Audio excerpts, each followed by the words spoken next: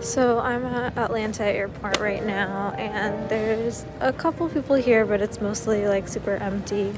You can see how most of the counters weren't even open. The whole floor was pretty much empty.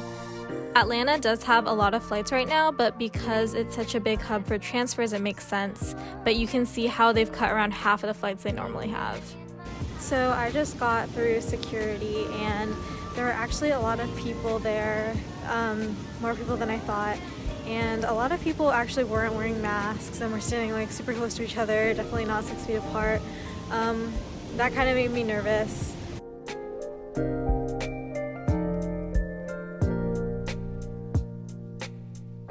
Delta does require everyone flying to wear face masks now, and it has to stay on the entire time unless you were eating or drinking. They make sure to sanitize the plane before each flight, and people are required to be seated at least 1 seat away from the next passenger to keep social distance. Cabin service was reduced to minimize contact between the crew and passengers, so they simply packed together a little goodie bag with water and snacks.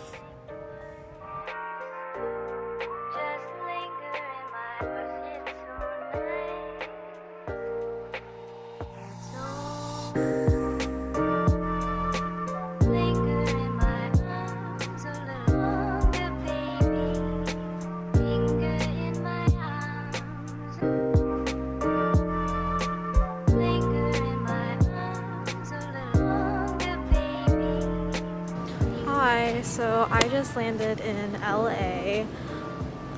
Delta does not fly to Hong Kong anymore, so I'm going to be taking Cathay Pacific. But I have about a 3-hour layover, so what I'm going to do is get my luggage, and then I'm going to head to the international terminal, maybe get a quick bite to eat. LAX is closed to the general public 24 hours a day, 7 days a week. No entry is allowed except for airline passengers and persons meeting, accompanying, or assisting them, and airport personnel whose employment requires their presence. All others must exit the airport. Violators are subject to arrest and misdemeanor prosecution. More information can be found at lawa.org. When I went to go check in my bag, there were a ton of people in line. You can see everyone wearing masks and gloves for precaution. A lot of them even brought hazmat suits and goggles to wear on the actual flight, just to really make sure that they were protecting themselves. So right now, Hong Kong is actually only taking Hong Kong citizens and Hong Kong residents. So if you don't have like a Hong Kong ID card, then you're not allowed on the flight. There's actually a couple of people I've seen who were checking in, and they had a flight connecting from Hong Kong to mainland China to like Shanghai or something like that. But they're actually not allowed on the flight because they don't have a Hong Kong visa or Hong Kong residency. So they're actually forced to book another flight that's direct or with another airline. I do have residency in Hong Kong, but unfortunately I don't have my ID with me. It's actually in my house in Hong Kong with my relatives. So I had to bring the counter a paper copy of my ID, and they had to go through a whole process where they had to email the immigration center in Hong Kong to give me the okay so I can board the plane. Thankfully it went through, so we're all good. So I was also given these forms at the counter. These are the Hong Kong Health Declaration forms. I have to fill these out before I arrive in Hong Kong, and once I arrive there, they'll have to do coronavirus testing on me before I can enter the country. So for this particular flight, each passenger had to get their temperature checked before they boarded the plane to make sure we didn't have a fever, which is a symptom of coronavirus.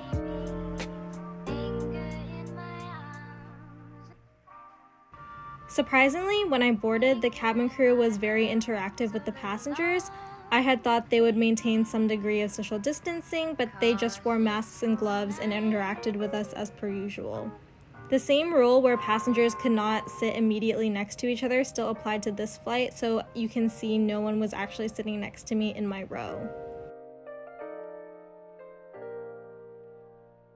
A couple weeks ago, the flight only served one meal to passengers to limit contact, so I was surprised when I got 2 meals.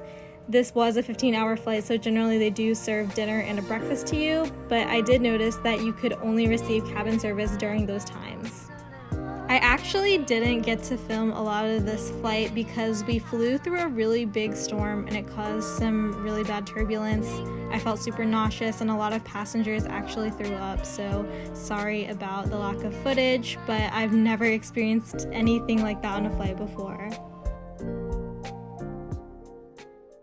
Hello everybody, I am finally back home. So it's actually been a couple days since I arrived in Hong Kong. I was just way too tired and jet lagged to film immediately when I got home, so I'm filming this a couple days later. So I'm currently in quarantine for 14 days. As soon as I landed in Hong Kong, I had to go through a whole process of coronavirus screening.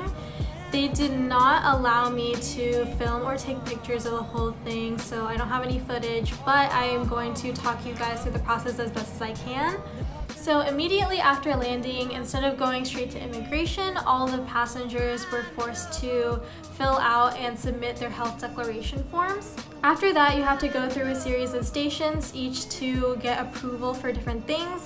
At the first station, you have to download this app called Stay Home Safe, and that app connects to your house arrest bracelet. This is my tracking bracelet. As you can see, I'm wearing it right now. It's a tracker that connects through Wi-Fi to make sure you are staying at home instead of going out into the streets. If you go outside or leave your house during your 14 days of quarantine, they will know. Occasionally, they will call you to confirm whether or not you're actually at home, and sometimes the Stay Home Safe app actually requests that you scan your QR code on your bracelet to confirm that you're still wearing it and to make sure that you're also at home. Once you got your tracker situation all set up, you go to a station and they give you these 2 gigantic packets full of papers.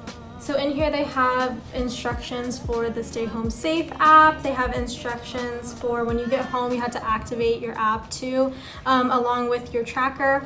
They also have an entire giant booklet for corona disease. So you can go home and read this and make sure that you are washing your hands, staying away from people, all that good stuff.